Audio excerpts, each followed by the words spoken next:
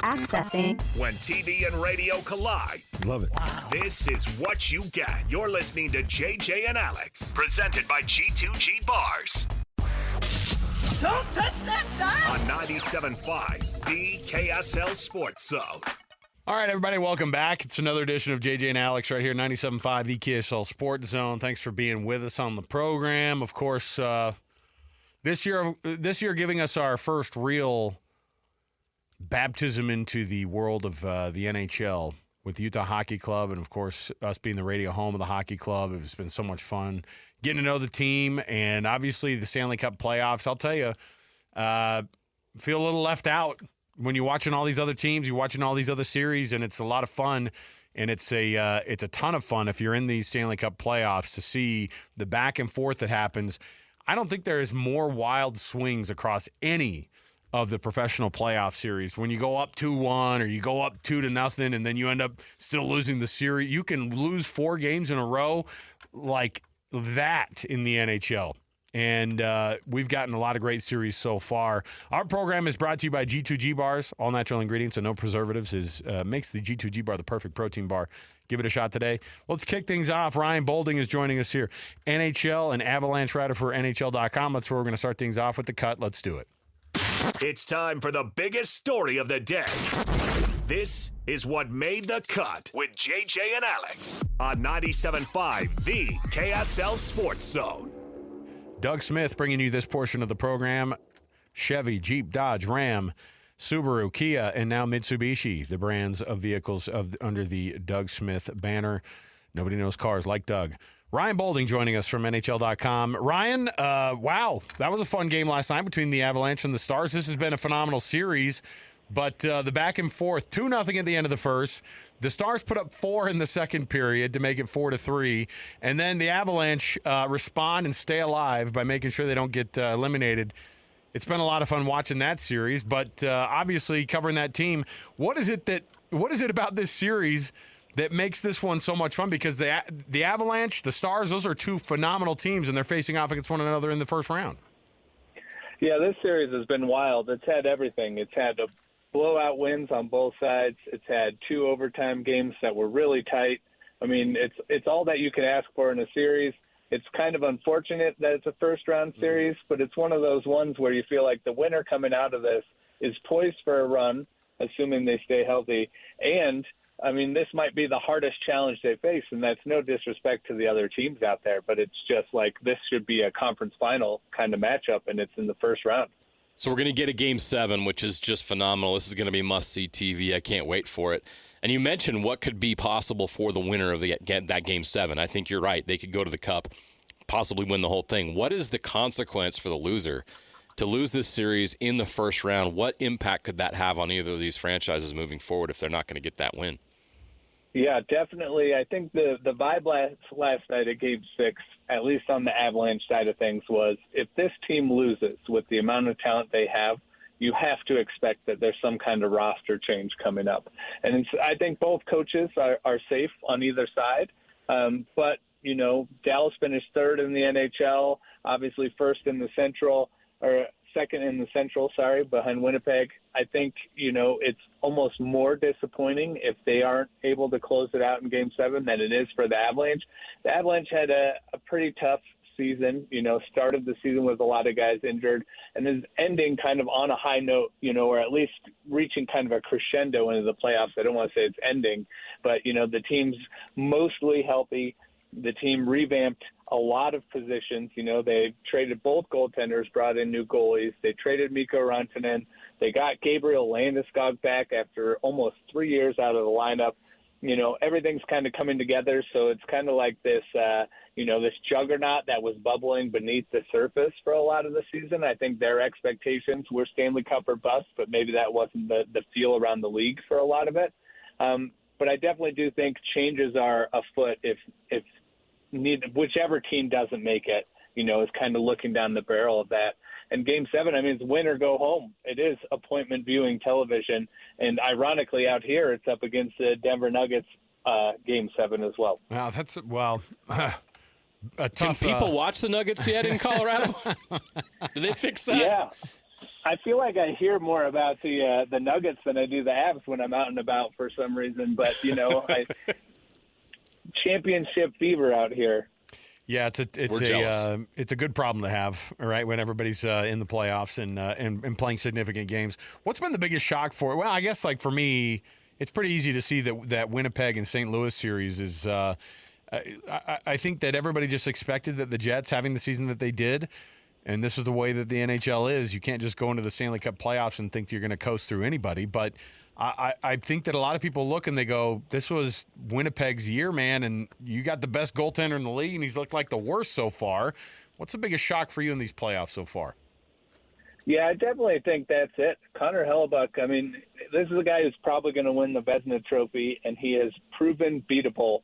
And I think it happens occasionally. I'm reminded of the Avalanche a few years ago with Philip Grubauer. He was really hot going into the playoffs. It seemed like nobody could beat him. And then once a couple of goals started going in, all of a sudden it was like, oh, this guy, we've solved him. He is beatable. I thought with Jake Ottinger last night in particular, I thought maybe, they get blown out in Game 4. They go to Dallas in Game 5. They win in sort of a blowout fashion.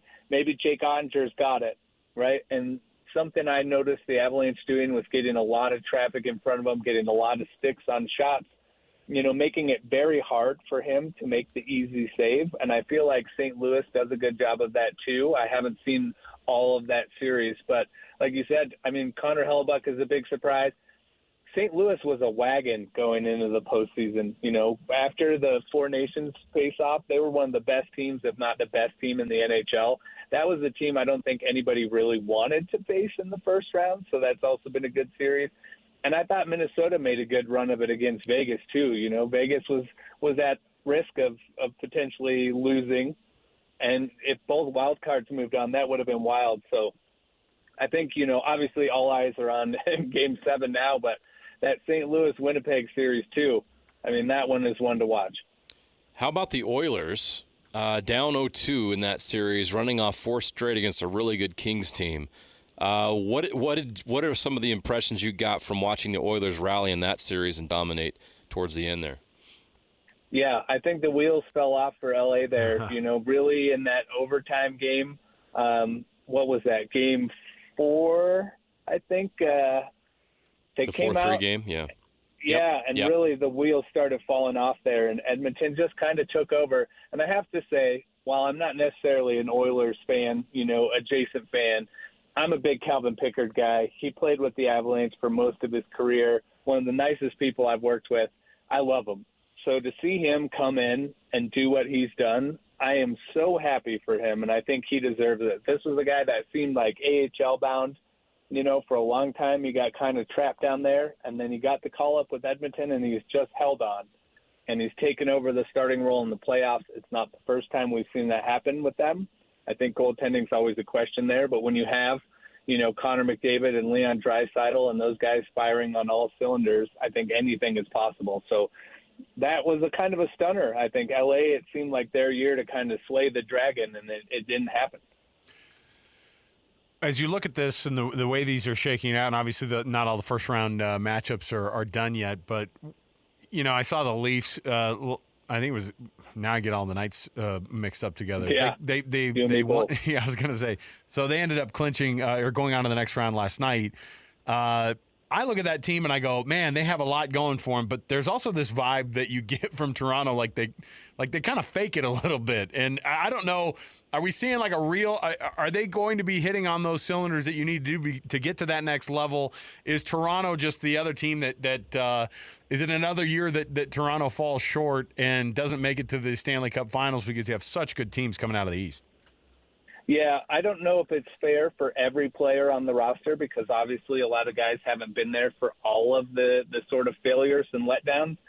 But until this team can show otherwise, they have earned the sort of, apprehension that people approach them with when it comes to trying to predict whether they move on or not. And that's something that only they can overcome and prove kind of the haters and doubters wrong, right? So I think it was a big step for them to be able to get it done and not, kind of falter and have to go play a Game 7 there against Ottawa. very impressive what Ottawa was able to do, kind of turning the season around, getting to the postseason. I think it had been like 8 years maybe or so since they had been, maybe even longer since they've been in the playoffs. Toronto has all the pieces, right? And they might even have the goaltending now. I think the goaltending has always been an issue, but they have to get out of their own heads. You know, there was a period of time where the Avalanche lost in the second round, I think 3 years in a row. And then they go on to win the Stanley Cup, and kind of the step in that process was, will they or will we get out of the second round? And once you kind of got past that mental blockade, I think things kind of opened up for them. Now, that said, I think they had a pretty easy path to the Stanley Cup that year, and that's no discredit to the talent on that team. They were just so good. I don't think anybody could really stand up against them. But we have a lot of teams out in the East that'll be interesting to watch. I think Carolina and Washington, those are two teams you really want to keep an eye on. But in the West, I mean, obviously I'm biased. You guys are out in the West. You're probably biased too. I think it's some of the best, most entertaining hockey we've had. No doubt about it. And you mentioned the Leafs, and the team they're playing against might be the team to beat. I thought the Florida Panthers were the most impressive team in the first round. Would you agree with that? And do you think that team is primed for another cup run? Yeah, I was actually surprised at how close the series was for a little while. I definitely think Florida is deep. The question, and I say dynasty is probably too early for this team right now, right? But they go to the Stanley Cup final and lose. They go to the Stanley Cup final and win. If they were to go to the Stanley Cup final again this year, I mean, you're talking about a pretty dominant team, but do they have the juice to be able to pull that off? You know, that's a lot of hockey in 3 years. That's a lot of long runs. There's not a lot of time to let the aches and pains and, surgeries heal up. So that's always a question, but they're deep. Sergei Bobrovsky was a guy not dissimilar to the Leafs who never really won in the big games when it mattered, and now that he has done that, the sky's kind of the limit for him and what that team can do. So it's definitely a team to keep an eye on. How is it that, obviously, these first-round matchups, we were talking about the Avs and the Stars. I mean, having Tampa Bay and Florida in the first round also has that same type of vibe where it's like really, really good teams, and somebody was going to get eliminated, and then people start to look at you and go, all right, why'd you get eliminated in the first round of the Stanley Cup playoffs? And one thing that's been floating around this week is the idea that John Cooper might not be long for that gig in Tampa Bay. Do you think that that's something that his time kind of comes to an end there, and maybe both parties are saying, hey, maybe this is the end of a dynasty, I guess, down there in Tampa? I would say it would probably take a lot to get him out of there. I believe a report came out today saying that it looks like he's going to stay there. I didn't read it. I just saw the headline, so I don't know the veracity of it. I don't know what that means. I don't know what they have to offer him. I do believe he's a great coach. And, coaches can only do so much with the talent they have in front of them. And that's not to say, Tampa didn't have it, but you suffer injuries. A dynasty can't last forever. You start to hemorrhage guys to better contracts. You got guys that maybe start earning more money than they are worth. And you can't really do much about that, but watch them go. Cooper, to me, is a must attend press conference. I think he is a fascinating coach. I think he's a very personable person. And I would be surprised to see him go elsewhere, But, again, not dissimilar to the Avalanche and the Stars. Like, you got both Florida teams just going head-to-head, full tilt. Only one team can move on from there. So, as we've seen sort of in this series out here in Colorado, the coaches can only do so much, right? It comes down to the players, how they prepare, how they perform. They're human beings. They're not going to be at their best every night, but it's who is at their best the most nights that usually moves on. And I think Cooper's probably safe there, at least for a little while. You're right about that report. Greg Wyshynski of ESPN.com reporting that he will return next season, although that is the final year of his contract. There's been some speculation about the potential of coming to Utah because he's friends with Ryan Smith, yada, yada, yada. But that's something we've been talking about. But I wanted to get your impressions of the Utah Hockey Club's first season. From your point of view, from a distance, you were curious what other people thought about how the organization handled things. Just overall thoughts on both on and off the ice, how this franchise looked and handled their business in year one. Yeah, I was definitely rooting for them to make the postseason, and I know it was close. I am a big fan of Bear, Andre Tournier. I actually worked with him for 1 year when he was assistant coach with the Avalanche when I worked for the Avalanche. So I knew him a little bit from that, but I'm mostly impressed with his ability to coach young players and young teams and get them to perform. And obviously, you start to have the pieces come together, and that's what it takes. And I was always bummed that Arizona seemed to just sell off kind of their best pieces, and they couldn't really get it together. So I'm friends with Alan Heppel. I worked with him at the Avalanche as well. He's obviously the director of scouting there. And I was talking to him about how nice it must be to not be selling off key talent at the trade deadline for a change. And he said it was actually kind of weird to be out and, like shopping around to add instead of subtract for once. So I do think Utah, with what they were able to do in a really protracted timeline, is very impressive. Obviously, a bit of it is just a pick up and move, so some of the structure is still there and the pieces are still there. Seems like fan reception was outstanding, which you love to see. And they're moving forward with the building renovations, which, I know that there's some tough sightlines there. I've never been, but I have been to an Avalanche Islanders game at Barclay in Brooklyn, and the sightlines were not great there. So I can imagine what it's like for some of the fans. But that's what you want to see. You want to see teams take a step. You want to capitalize on the excitement. Obviously, you've got a kind of a name reveal coming up, although I think we're all kind of assuming it's going to be the Mammoth now.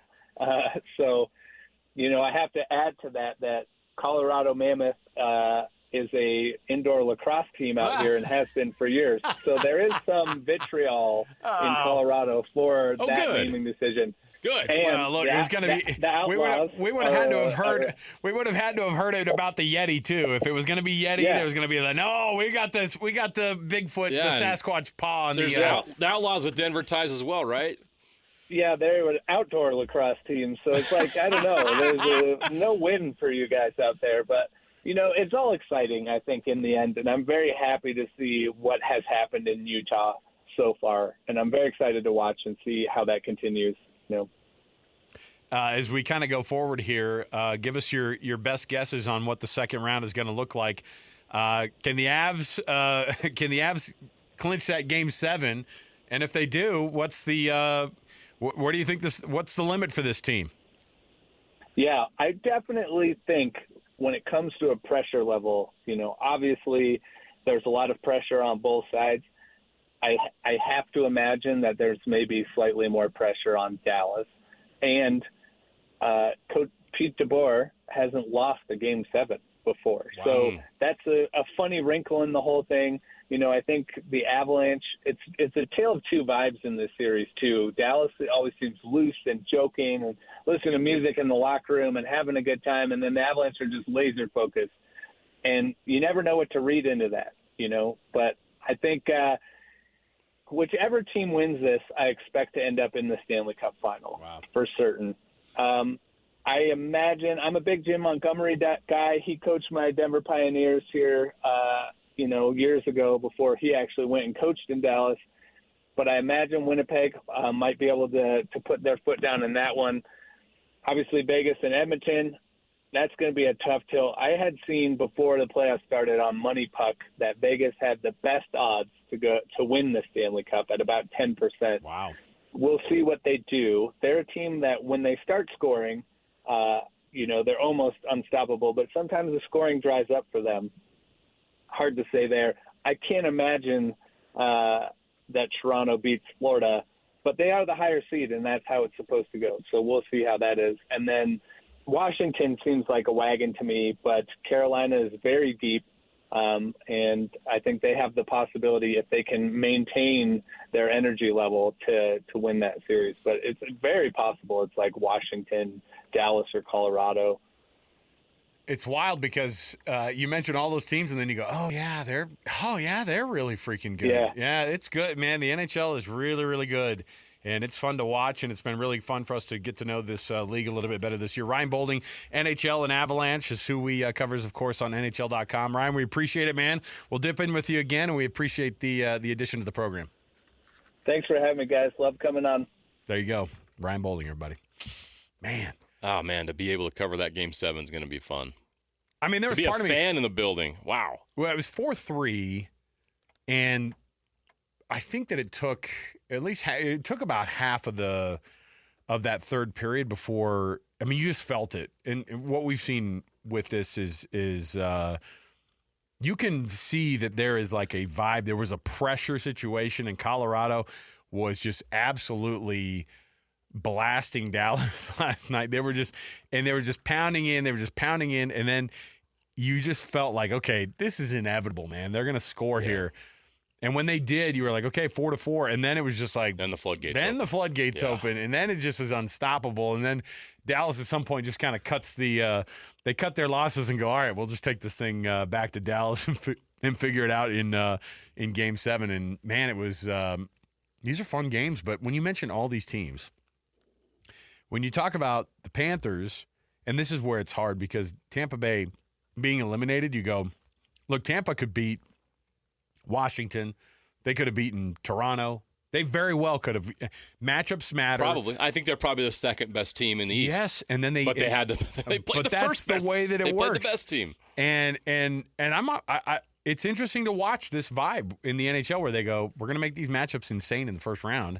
And it's going to be exciting. And you know, there's not going to be any room for error with these teams. You can't have a slip up in a series because if you lose, you are going to be eliminated from the playoffs because you're playing a very, very good team. There's no matchup like you get in the NHL or like you get in the NBA, right? Where you're like, that's real cute, Detroit. Well, look at the NBA playoffs this year. How many of these series have been great? I mean, and by the way, like you think about the play-in too, like your Atlantas and your what was the point of the Cavs Heat series? What was the point? Right. The Grizzlies didn't show up against the Thunder, right? And so and then you have the Timberwolves and Warriors being better than the 2 and 3 seeds. Right. It's interesting. It's just different. Yeah. We'll take the break here. We'll come back. We've got more to go. You don't want to miss it. Oh. A sucks to be you segment. Yes, It's that time of the week for us to honor the people who it currently sucks to be. Stay here, 97.5 the KSL Sports Zone. Basking in the sports misfortune of others to help make you feel just a little bit better about yourself. As JJ and Alex present, yes, we got beat. We got beat badly. It sucks to be you. Oh, the people who it currently sucks to be. I'll tell you who it does not suck to be. The people who win the Hercules Hero of the Week award right here on this very program. What do? Well, we take your nominations as you put them forth on kslsports.com/contest. You nominate the youth sports volunteer in your area that does a phenomenal job. We want to honor those people by giving them a little prize, courtesy of the folks of Beehive Meals and Hercules First Federal Credit Union. $200 to Beehive Meals, $100 gift card from Hercules First Federal Credit Union. All because they do an awesome job and those extra efforts to be, look, we know how it is. You've got kids who do sports, and a lot of times you can't be the one who's doing the coaching or the assistant coaching, but you have those team moms, you have those the extra folks who are out there helping out with the kids. It's just a phenomenal thing, and we love those types of volunteers, and we can honor those folks at kslsports.com/contest, and we'll read those off every week like we do. We did it yesterday. That's what we do. We read those winners off, and we love being able to honor them. JJ, people who it currently sucks to be. Sucks to be the Los Angeles Lakers. I know we've already brought this up before, but man. Well, we can't bring it up enough. The Lakers they're in a weird spot. I think the way we went through this and we started to look, and their assets are just like dwindling, man. And to make trades, to get a big, to get a rim protector. I mean, right now, that move that Rob Pelinka made to get Luka looked really bad in the last couple of days, even though it's Luka Doncic, and I know that he got the better end of that deal. Look, the deal, they absolutely do the trade. It's not that. It's just, okay, and what do you do now? Because Luka's generational. He's great, but obviously he's limited defensively, and there's some weaknesses that creates that a roster has to shore up. Now, the Dallas Mavericks last year had shored those up. Unfortunately, their team took some injuries this year in that front court. What do the Lakers do moving forward to become better defensively with Luka in the lineup when they have no assets, essentially, to be able to do that, where you go out and get a big, they need a big man. Like we ran through some trades the other day. Like, the Jazz aren't giving up Walker Kessler to the Lakers for nothing. And the Lakers have nothing on their roster that the Jazz would take for him. And you can do that exercise with every potential big out there that might be available. So it's going to be tough for the Lakers to get what they're looking for. This is the Lakers sucked yesterday. They suck again today. Good time to be a Laker hater, you guys. That's what. Hey, our producer Alex, you're a Rams fan, but you're decidedly not a Lakers fan, right? Is that not a Lakers fan? Yes, okay? Rams fan. Not good for you. How on earth does that happen? You know what? I've seen it all, so it's not like I'm like, how do you become a Rams fan? He's been with them since they were in St. Louis. No, when they were the first iteration. He was a fan of the greatest show on turf. The first iteration. Big Kurt Warner guy he is. It was the first iteration. It was like, the Rams did win the Super Bowl the year you were born, so. That's true. No, you're a big LA Rams fan, even from back in the day. Back in the day before they were in St. Louis, and then they came back again to LA. You knew that happened, right? I did know Good that. for you. Oh my goodness. Sucks to be the Duke Blue Devils. I know that sounds weird, but wait, why? I was just reading about this, and so right now all the mock drafts have Cooper Flagg, of course, going first. Yeah. What's the Kaman Malawak? Kaman Malawak, yeah. Kaman Malawak is supposed to go either third or fourth, and then Con Knippel's like Malawak is rising that high. Yes. Wow. They have him at 1, 4, and 6. Top 3 freshmen in the top 6 for Duke, which of course means you got to replace a lot of talent. I don't know how they're going to do it, JJ.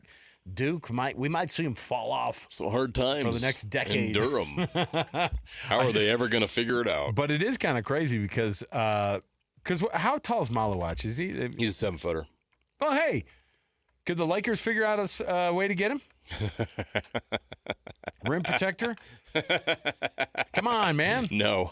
Okay. How are they getting a top 5 pick? They don't know either. It's not going to happen. What are we going to do? Sorry, Laker fans. It feels like the Lakers can do whatever they want, go get whoever they want. That's not the case. Yeah, they have Malawak. They have him listed at 7'2".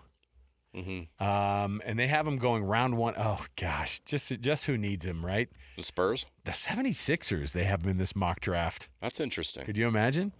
And that is very interesting. And then Con Knippel to the Nets at pick number 6. So there you go. Well, if things went poorly for the Jazz and they fall to 5, they could be in those situations where they got to decide between one of those two guys.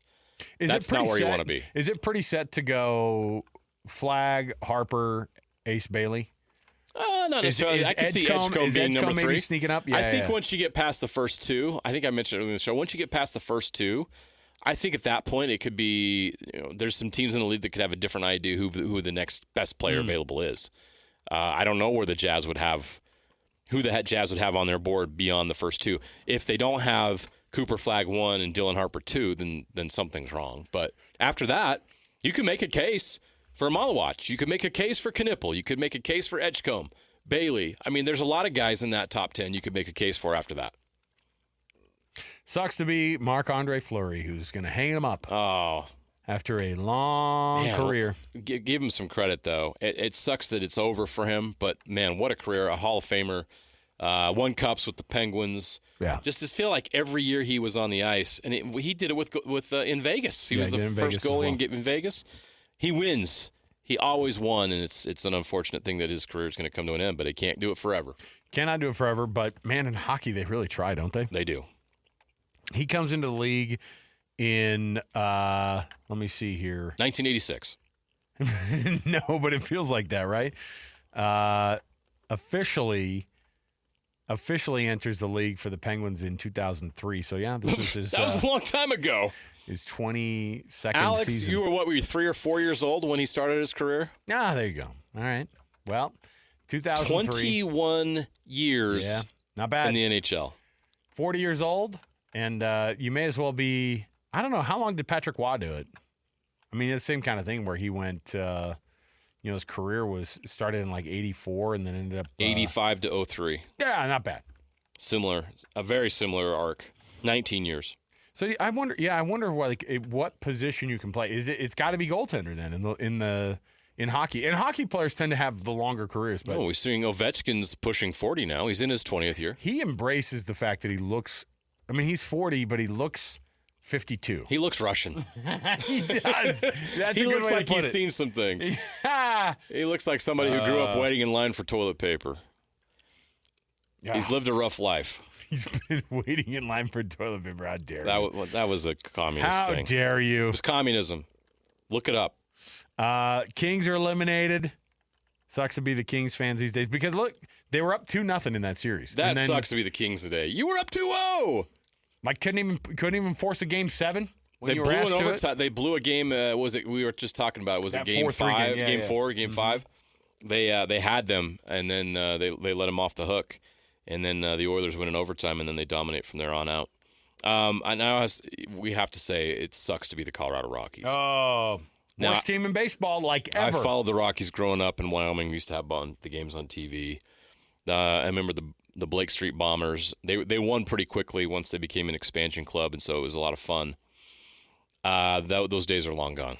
6-25 right now.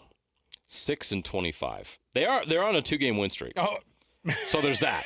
They were 4. Yeah, I was gonna say they were 4. Doesn't suck as bad to be the Rockies as it did a couple games ago, but 6-25 after 31 games. They actually are ahead of pace of the White Sox, who set the loss record last year at 121.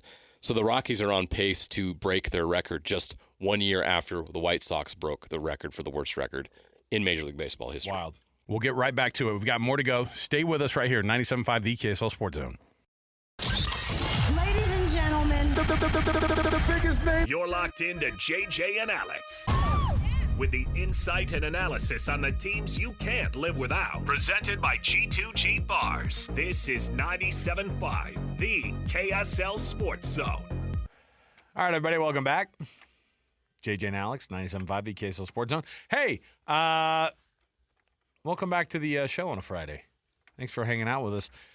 Don't miss it, because on Monday we've got our Minky Monday that is a phenomenal promotion. You don't want to miss it because, look, you're probably going to be next week at this time. It's going to be too late.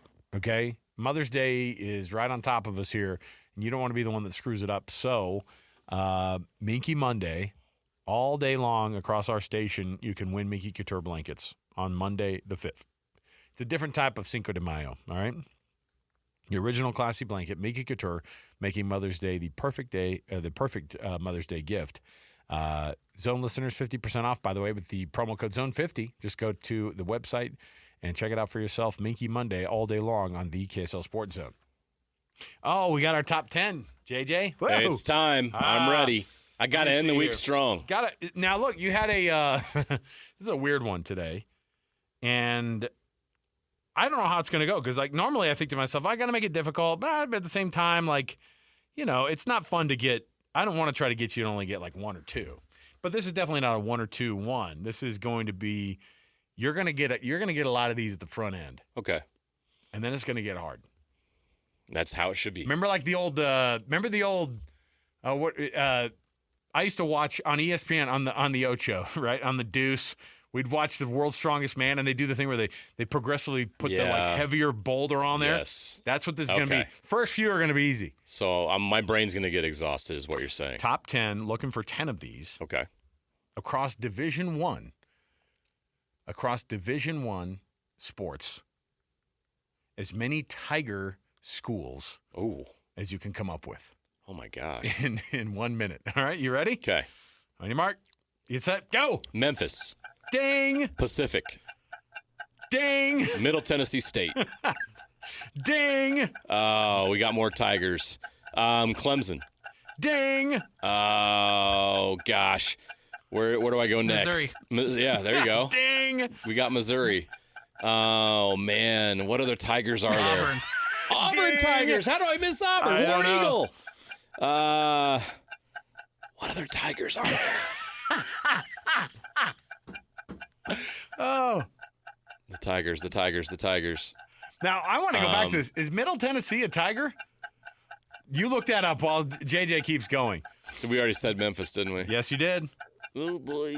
I'm out. I got nothing. How many did we get? Right now you're at 6, which is a bad showing. Oh, come on. 6 is better than 5. More Tigers? We're going to have to take Middle LSU Tennessee Tigers. off. LSU Tigers. LSU, we got it. Middle Tennessee's not a Tiger, right? Not a Tiger. They are the Blue Raiders. I knew it.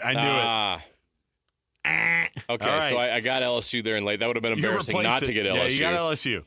Okay. You got Auburn. Yeah. Did you say Clemson? Yeah. Okay. We did. LSU, you got there at the end. Missouri, you got help from Alex. Yep. Memphis, I think you got Memphis and Middle Tennessee mixed up. I did. But you did say Memphis. So there's 1, 2, 3, 4, 5, 6 with Pacific. What else did I miss?